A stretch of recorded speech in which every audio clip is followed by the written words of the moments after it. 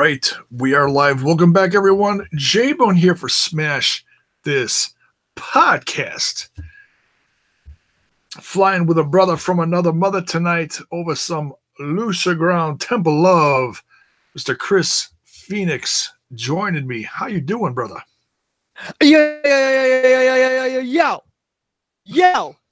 Yo, it's your boy Chris Phoenix rolling here once again with the Lucha Underground Smash This Podcast with my brother J-Bone. How y'all doing? That's what I thought. That sounds strangely like someone we had on Ramblin' a couple of years ago. Yes, he's a good friend of the wrestling community. If you know who I'm speaking about, Mr. Oh, I can't think of the guy's name. Crime Time. this boy JTG. JTG, that's it. Right. Ronnie is in the chat. 2 for 2 today. Good evening to you, sir. Let's talk some Lucha Underground. Season 4, Episode 10, A Snake Scorned. First thoughts about this episode, Mr. Phoenix, as we jump into this. The Reptile Tribe is do said about Snakes the title. I don't know.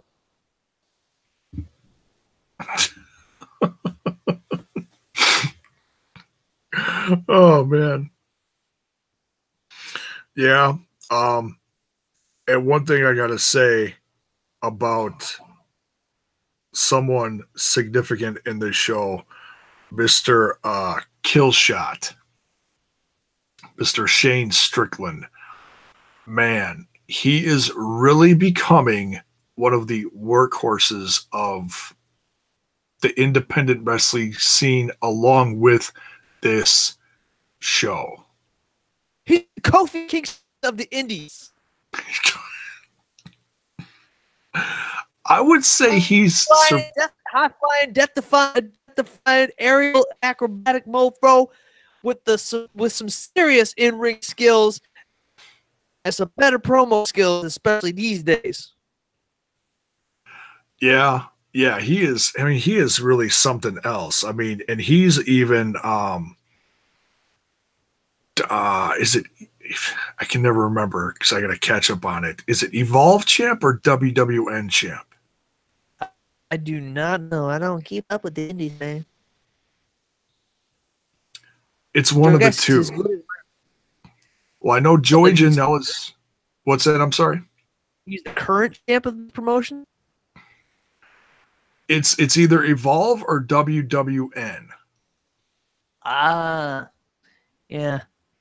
I'd have to check that. I'm not 100% positive on that one. Because he beat Riddle for it a few weeks ago.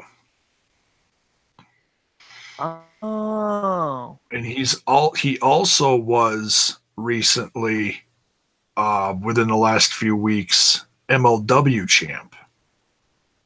Oh. Yeah. According to this, on August 4th, 2018, Strickland debuted Evolve and defeated Matt Riddle to win the Evolve Championship at Evolve 1-8. There we go.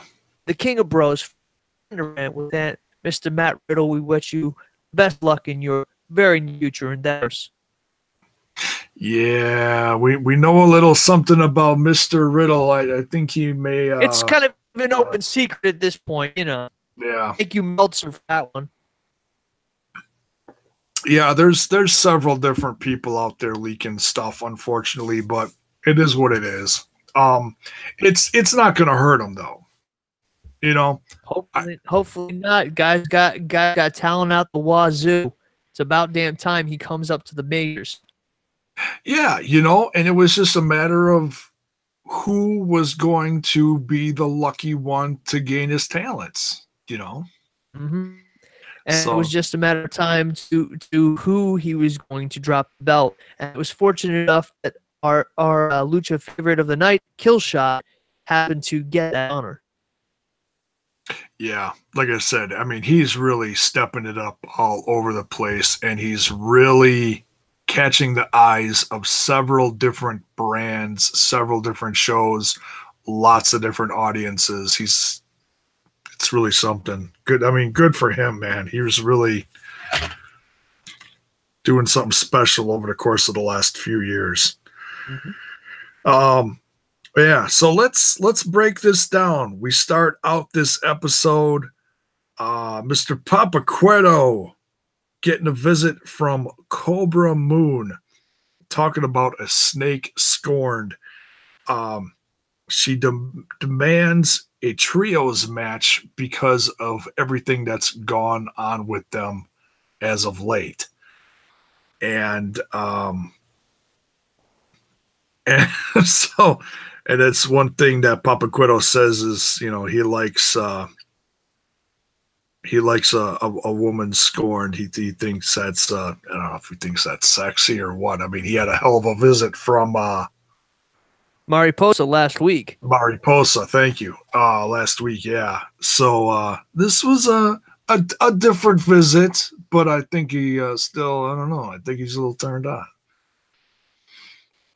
So he decides to do her the favor, do her solid, and give her group, seeing as they've lost some numbers, but also have made some interesting changes in her tribe as of late. And we see that later. Then we get to, oh man, Papa Quedo is just on a roll, dude. What do you think about all these sacrifices? I'm not loving it, but at the same time, it's part of the show. There's going to be a new one every week. I have a feeling they're all in this undead universe, somewhere out in the wrestling multiverse, wrestling for some kind of undead championship. It would be crazy as hell if somehow, some way, you know, one of them actually came back with this belt with a skull on it, reminiscent of the great Stone Cold Steve Austin, and said, "I have come from the land of the dead, and I am the undead champion of the Temple of Lucha." The Ice Temple of the Dead. That's right, the Ice Temple of the Dead. You got it right on the money. Yeah, he comes back with the Undead Championship and then faces Mil Muertes for the Undead Championship and said, "You want the championship of the Undead? Here's the championship of the Undead. You must sacrifice yourself to the gods to be eligible for this championship." And they like face each other in like some kind of nether void, reminiscent of like total nonstop deletion, delete or decay, anything in the broken universe, basically. And I heard that whole thing that you said in the Ultimate Warrior's voice as you were saying it. Totally. It was all. We are the Ultimate Warrior. Yeah. I think I just scared away all the viewers with that. Oh well. The Ultimate Warrior speaks through me. I will conquer the temple. I am the king of the undead.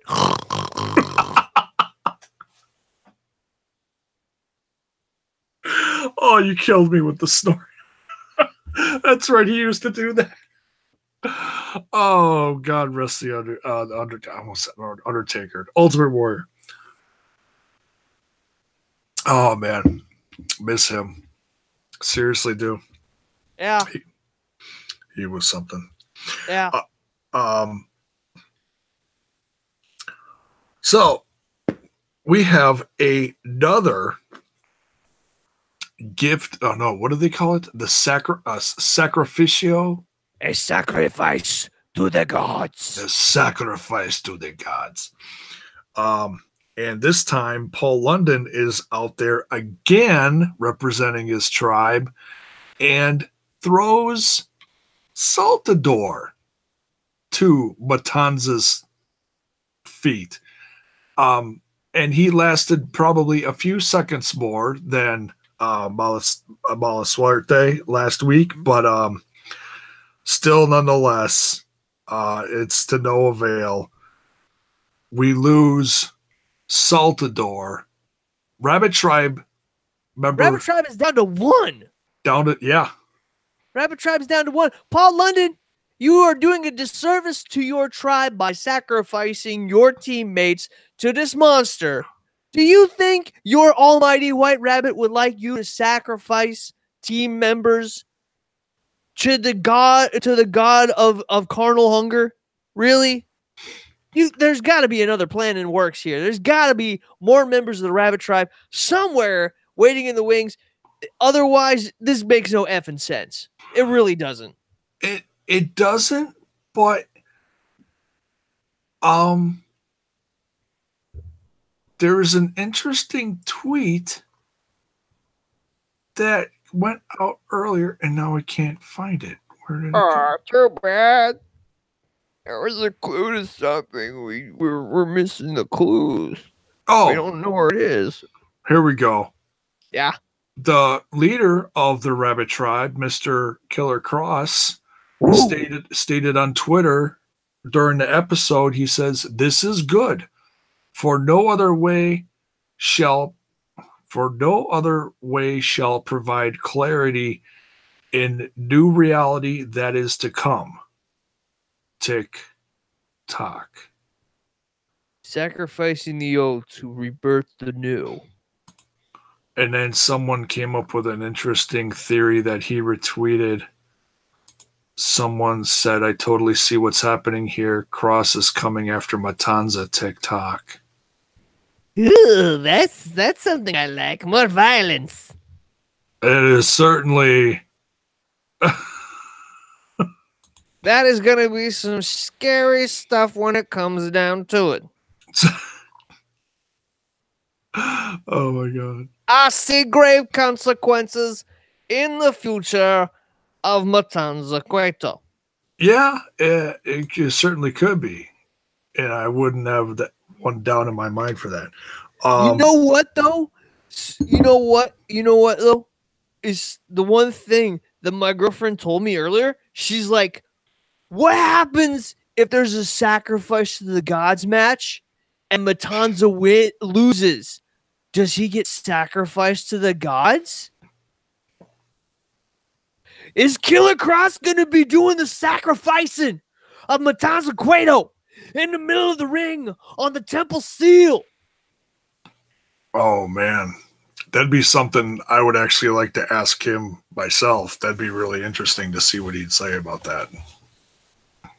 That is, if the path is true, then forthcoming, he should be the one who wears the gauntlet of the gods. Oh. Are you saying the belt that is around the waist of Mr. Dragon Azteca Jr.? Oh, no. Not the gift of the gods. The gauntlet of the gods. The long since dormant, handheld appendage of doom once wielded by the machine known as Cage. Fierce of lightning crushes skulls. Oh, the one that King Cuerno is hiding. Yes. Yeah. But if that was the case, then we would have to involve Cuerno in some way, shape, or form. And to be honest, I don't see that happening anytime soon, at least not by the end of the season in Ultima Lucha Quattro. Yeah, we're almost halfway done. It's crazy. Yep. They need to slow this down. So yeah, Matanza wins. Saltador is sacrificed, and we are up to number 5 as far as sacrifice to the gods matches in the favor of Matanza. We've lost 5 people. I lost count. I forgot. Yeah. Well, that's only in these type of matches. That's not everyone else that's been killed off. So yeah, it's crazy. Could be very interesting to see. Well, and we had one comeback. Kinda, yeah. Mr. Jeremiah Snake. We'll see him later. By Snake Venom. I don't know how Snake Venom's an antidote from death, but in this universe, it happened. It happened, okay? Cobra Moon's got some powers. She's got some stuff up her sleeve. She got some powers of the punani. She got. I wouldn't know about that. The only one that would know about that, I think, is Mr. Danga. He's the king. This is true. And his sword. Yeah, it's true. He swings his sword and she goes, woo-hoo-hoo. So rest in peace, Saltador. May you hop down that bunny trail across to the other side of the rainbow. Then we get some locker room drama. And this is kind of cool because we don't see a lot of stuff with Killshot or Son of Havoc. We've seen a little more with Willie over the last few seasons. Hell yeah. Whether it be at the side of Sexy Star or Big Rick. Willie Mack had a chance to go for the Lucha Underground Championship was that last season? Yep. I think it was last season, yeah. Oh, hell yeah. So, and a lot of stuff going on with the Trios champs, a lot of drama, and we see Killshot going up to Son of Havoc, getting in his face, Willie Mack trying to defuse the situation. All in all, just Killshot he's not happy with the situation. He doesn't like that Son of Havoc was just thrown into this. It's like, don't blame me, blame Cueto. He's the one who said, you need a partner, and handed it to, like, Son of Havoc, just like, here you go. You were a Trios champion before. You get a belt. Yeah. Just out of the blue. And where in the blue hell is Dante Fox at this point? We don't even know where the hell he went. I mean, we do, but in universe, we do not know where the hell Dante Fox ended up. And then we get this guy who looks kind of like him. What's it called? Des X or whatever. But it's not the same guy. It's just not. They got rid of this guy. He was a hell of a competitor, and he's gone, straight up gone. I guess, I got a feeling we're going to find out really soon because now the Trios champs are, well, as we see at the end of this episode, are no longer champs. And I know I'm skipping forward here, but I think we're going to see Dante Fox come back sooner than later because we've been wondering since episode 1. We're almost halfway through with the season. He's got to show up soon. He better. I got all the utmost respect in the world for him because after that that match he had during Ultima Lucha Trace. The ambulance match. Yeah. Yeah. The 2 out of 3 falls. I can't think of what they called. I forget what it's called too. I think it's like a battlefield medic match or Ultimate Warfare or something like that. I don't know. It was something like that, yeah. It was like you're gonna get your back chopped up so bad you're gonna leave chunks of flesh on the medvac thing match. Yeah. That's totally it. So yeah, lots of bad blood in the Trios champions in this locker room segment. We get an announcement that we are going to get Cage versus Pentagon in a last man or last machine standing match for the Lucha Underground Championship. What do you think of this feud that's been going on between Cage and Pentagon? Do you dig it? Yeah, they're trying to get Cage some clout here. They're trying to build him up to the level that he thinks he should be. He's the Swolverine, the Machine, the the new Walking Armageddon. Yeah. He goes by many monikers, but basically he's Destruction Incarnate. Personally, I would like to see him absolutely friggin' annihilate Brock Lesnar. Even though that's never going to happen, I'd like to see it happen. Because he's that big, And as far as like wrestling ability, I think he's got that in spades as well. Combat sports aside, I think when it comes to actual technical wrestling and just pure power, I'm going with Cage. Yeah. That's something we actually could see down the road someday, because the more Cage is out there and he's on TV, he's on here, he's on Impact, he's other places, I'm sure. He's all in as of today. That's right. Congratulations to Brian Cage. He is all in on I think I read 0 hour. He's in the over, what do they call it? Over budget battle royal, I think it's called. Nice. So we had 5, now we've got 6, and we need 9 more. I'm not very good at math, but I think they got 15. Nice. 9 more, yeah. So he is all in. Could you imagine Cage versus Lethal during All In later? No. For the Ring of Honor Championship. That would be intense. I haven't seen him in ROH. He's been in Lucha and he's been in Impact so far, and a plethora of other indie promotions, but I haven't seen him in ROH yet.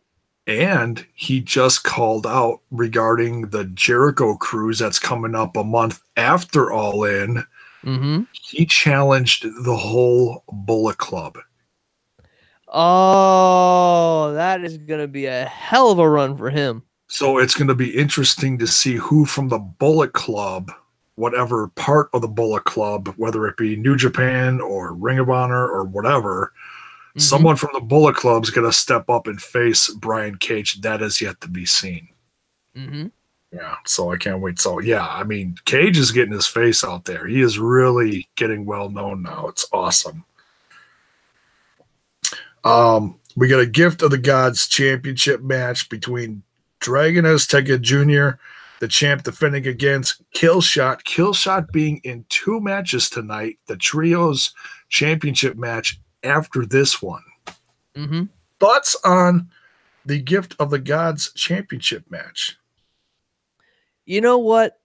I was kind of interrupted during that match, so I didn't get to see everything, and I didn't get to see the finish. But from what I saw, as far as the Gift of the Gods match between those two, it could have done better and it could have gone longer. There wasn't as many spots as you would normally see, or as much of the catch as catch can kind of wrestling that you would see out of those two. But, considering that it was a middle of the night kind of match, they really couldn't do that much with it. But I was definitely thankful that Dragon pulled out with the championship intact.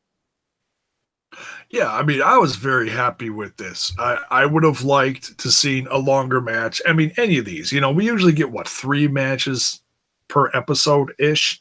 Give or take, yeah. We got 3 matches plus a mega brawl at the end. So if we didn't have the brawl, we would have had a longer match. But, they're trying to beef up the feud between Cage and Pentagon. So, I'm good either way with it. And I was happy with it. Mm-hmm.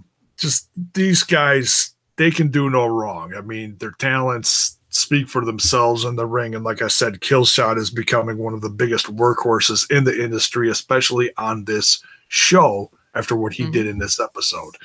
And he's not just a guy pointing down from the balcony. Racist Fan Rocks is in the chat. Hello to you. Whereas, so he wasn't, he was mysterious. We knew he had military background, but he wasn't saying much. Now this season, he's really expressing himself a lot. Mm-hmm.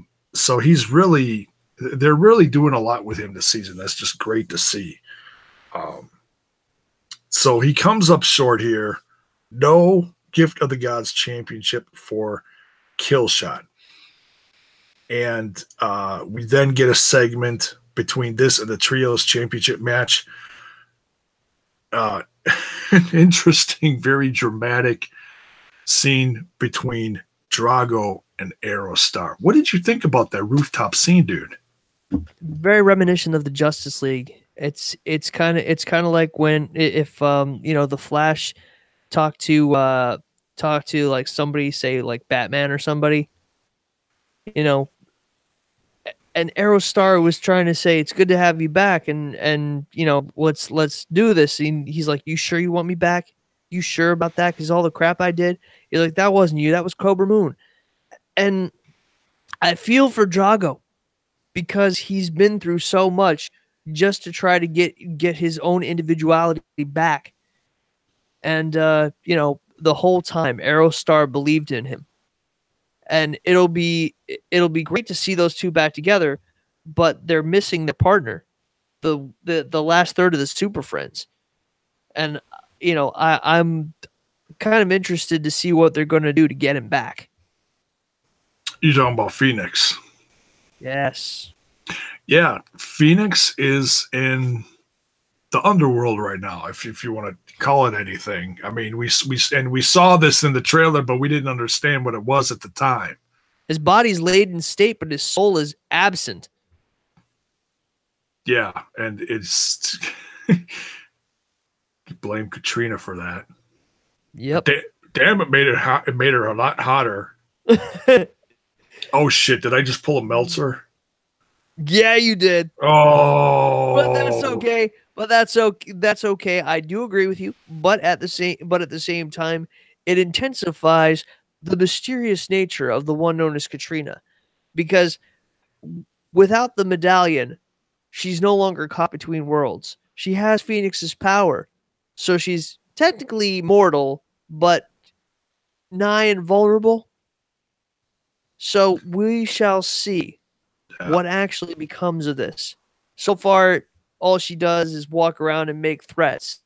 She's even not really doing what Mil Muertes wants her to do. So by the end of this season, it's any wonder what's actually going to come of her. Yeah. Yeah, absolutely. I got a feeling we're going to see a little somebody turning on someone soon. In fact, we could see that as soon as next week. But we'll get to that in a second. Yeah. But in the words of Scarlett Bordeaux, a new character on Impact Wrestling, I will not hot shame the women on this show.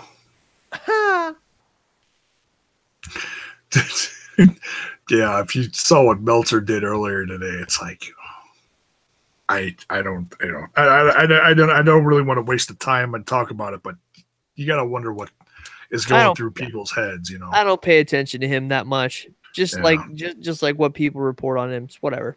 Yeah, it's crazy. Mm-hmm. Let's see. So yeah, you know, we don't know where Drago's off to. We hope he comes back by the end of the season. But if this is his farewell to Lucha Underground, it's going to be very interesting that all of a sudden there's another one gone from the show that just happened to poof, leave. And poof, appear on Impact. Yeah, this is true. He's been everywhere. Yep. Also in AAA, I believe. Where he came from originally. So this is true. Yeah. And then we get the Trios Championship match between Son of Havoc, Mac, and a late-to-dinner Killshot who shows up later. Mm-hmm. And Cobra Moon, Daga, and the new to the, almost said Rabbit Tribe. Reptile Tribe. Jeremiah Snake. FKA Jeremiah Crane, AKA Sammy freaking Callahan, AKA guy who got his face bloodied to hell and head shaved by Penta El Cero Miedo Dark. Junior. See. There's a different Pentagon from a different universe. It's a multiversal quantum mechanics here. You gotta think of the time stream there. You gotta know that this happened before this, but it was taped before that day, and this one was in October, and the other one was in July last year or something like that. I don't remember. Otherwise, it's Jeremiah freaking Crane. And Jeremiah Snake he's a half zombie right now. He's using, you know what he did in that match? I tell you what, he used Cobra Moon as a weapon. Did you see that? I gotta say, the offense that Jeremiah Snake used with Cobra Moon was unique and it was awesome. It really was. Because who does that? Who honestly does that these days? No one. You don't throw a woman. What the heck? Why'd you throw your queen there? She's a friggin' spear, she is. You know, it shows his loyalty to the tribe, and it obviously shows that whatever Cobra Moon wants, Cobra Moon gets in the long run. And the long run was the short run tonight, because by the end of the match, with the great offense and a betrayal by the late to dinner kill shot, pulling it a reversal off of a dive by Son of Havoc, mistakenly hitting kill shot in revenge, pushing him off the top rope and getting Son of Havoc a shoulder dislocation by Jeremiah Snake, thereby letting Cobra Moon and her tribe win the Trios Championship. We've got new Trios Championship, and it just shows that there's something so dark brooding inside of Killshot. It's like if he doesn't even care about the championship, he's got something stewing in him. And I don't get it. It's like he won his match against Dante Fox, right? Right. He won the Trios Championships. True. So what the hell does he have to be pissed off about? I don't understand why he's turning to the dark side. Yeah, well, you know what? I got an idea. I got half an idea. Okay. It doesn't make sense, but I'm going to tell you anyway. That's all right. Lay it on me. All right. So, you got Killshot, who was feels betrayed by Willie Mack. And you got Ricky Mundo, who's betrayed by the Worldwide Underground. You gotta get like one or two more guys who were betrayed by their compatriots or their teammates or whatever, and you have the Alliance of the Betrayed, or something like that. These free the Jilted Job Squad, if you will. And whoever has the best promo skills gets to be the leader. Well, I would say that would be the one holding the doll. You know what? That ain't half bad. Because in the long run, oh man, I think Ricky Mundo is gonna come out on top here somewhere in a really. Something gonna happen. Something definitely gonna happen. I don't know what. Something gonna happen. Oh, and I one thing that I left out, and I know we're not done yet, but Papa Cueto in the Cobra Moon session at the start, I missed that he opened up an invitation to the wedding of Taya and Johnny Mundo. It'll never last. I believe that's what he said. It'll never last. And he just chucks it.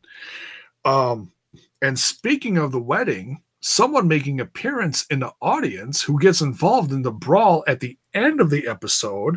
And they keep showing him throughout the episode, and they didn't say nothing about him. And then all of a sudden they started saying who he was. He's a black priest named Father O'Shea. First name, Rick. Oh! I see what you did there, Striker. And I don't know who this guy is. I don't recognize him as being part of either. He looks like he could be like Cheeseburger's, brother or something like that. But no, completely different indie jobber. Yeah, just whoever he is, or maybe he's just someone in Hollywood looking for just a part. Stunt man. Yeah, who knows? whoever he is, and we might find out soon enough because I'm sure, whenever there's little appearances, people go crazy and talk about it on the interwebs of the social medias. Mhm. But yeah, the fact that they called this Father Rick O'Shea. It was just very funny. And if for folks out there watching this season, and I know there are some people reviewing this show for the first time out there, I follow a few of them, and they're a little lost in a few of the storylines. They don't understand why things are happening the way they are. And I've tried to help along the way on a few different shows, like commenting and, in the comment section on YouTube or whatever. Mm-hmm. If you don't get it, Ricochet is a guy who is newly found in NXT, formerly over the last 3 seasons in Lucha Underground as Prince Puma. Prince Puma, who left the temple at the end of last season, dropped the mask, and just walked out the building. So that's a little nod to Prince Puma saying, hey, we miss you. We wish you well in all your future endeavors. So we have a Father Ricochet who gets sadly involved in the middle of things in this brawl at the end of the episode, which was a hell of a brawl, literally all over the place. And all it was a massive promo from Cage telling everybody, I'm gonna beat up Pentagon Jr. and I'm gonna whoop them all over this temple. You're gonna see carnage like you'd ever seen before, and I'm gonna. He gets jumped from behind by Pentagon Dark. He's all over the place. He's throwing him to the sideline. He's throwing him in the crowd. He's super kicking the planted fan. He's throwing him up the stairs. He's throwing him over the guardrail and pulling him back. They're throwing him into walls. They're throwing him into doors. They're doing every goddamn thing he can. That day, they're all over the place. I can't believe it. He's got a body bag. He's gonna put him in a body bag and seal it shut. And it ain't even next week yet. He's got a bicycle. He's gonna throw it at him and ride it down the stairs. Did you say bicycle? He says he's got a bicycle. He's gonna throw it down the stairs. Settle down there, Mr. Phoenix. I can't help it. That was some hell of a brawl, I tell you what. You're going to blow a tube. It's okay. I've been okay all day. I'm all right. But I tell you what, that thing come down there, hitting fans and security guards and all kinds of people all over the dang place. And I tell you what, when it come down to it, Father Ricochet, come on and bless the consecration of the violence that perpetrated by the great Penta El Cerro Miedo Dark Jr. And he go with it. And he tried to consecrate and said, pray for him. He said, no, I'm going to break your arm. And he come to snap back, and you can hear that snap back. He went crackety crack. Like a broken celery or biting a Honey Crisp apple. I tell you what, he broke Ricochet's arm and laid him to waste. And Penta said, yo soy Penta con Dark El Cerro freaking Miedo. And then you got to cut to the after party, and you see, who was it there in the after party with this head at the post-credit scene? What is that? Oh, yeah. Something Papa Cueto in his office come with the Mac.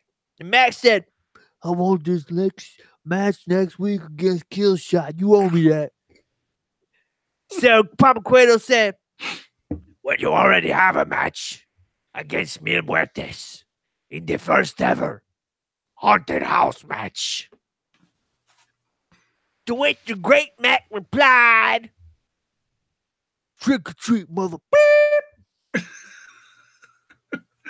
Courtesy of Busta Rhymes at the end of Halloween Resurrection. That's how we end this month. Trick or treatment. There you go. Oh, that was a hell of an ending. Complete with Spider dangling in front of Willie Mack's face. Courtesy of the hat that was Cueto was wearing. I wonder if that was had a spider on it, you know. I wonder if that was for. I know I think way too much about this shit, but you have to on a show like this because there's Easter eggs all over the place, and sometimes you just miss them. I wonder if the spider dangling from the hat, and then Willie Mack put it on his head, if that was foreshadowing something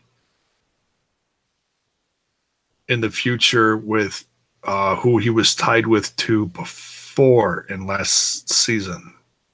Who, Star? Yes. You know what? Considering the wrestling world's treatment of her within the past year, I seriously doubt it. But that being said, never say never. I think maybe, just maybe, we could see some intervention from Katrina, the keeper of spiders. I think, yeah, I don't think it's her. I think we're going to see someone new intervening that we've never seen on the show before and talking about the whole spider theory. La araña. Yo no acuerdo. What? The spider. I don't know. Oh, okay. Was that Chinese for the spider? The Spanish. Oh. I'm rusty on my Russian. I apologize. I'm rusty on my Russian. I apologize. So, tons of action in this one. Lots of drama. Out of 5 Modelos, how would you rate this episode? I rate this episode 4 out of 5 Modelos. I rate this one 5 Modelos. I was quite pleased with this one. You are quite generous, my friend. You know, I've had a few tonight myself, so just don't tell Papa Quetta it's not Modelo though. What he don't know, don't hurt him. No, I won't. So that's it for this one. So next week we are getting a first ever haunted house match with the Mac versus Mil Muertes. I would not be surprised if we get interference from Killshot in this one. Just saying. Sure. We're also getting last man or machine standing match between Cage and Pentagon. Can't wait. Down the house. Oh, they are. And considering this is one and done for the season at the Ice Temple, that might be what they were thinking with this one. So we don't care what we do to the temple. They're going to bury it anyways. Yep. Literally. They're going to bury the whole goddamn building. They done it before. They going to do it again. Something Triple H couldn't even do. Bury a whole goddamn arena. That's right. Bring out a shovel and he go, oh. That's right. All right, man. Thanks again for joining me in another review of Lucha Underground. We will see all you folks down the road real soon. Tomorrow night, Impact Wrestling review. And all I gotta say is something's hopping its way towards Smash This Podcast real soon. And that's all I'm gonna say about that right now. Good night, folks.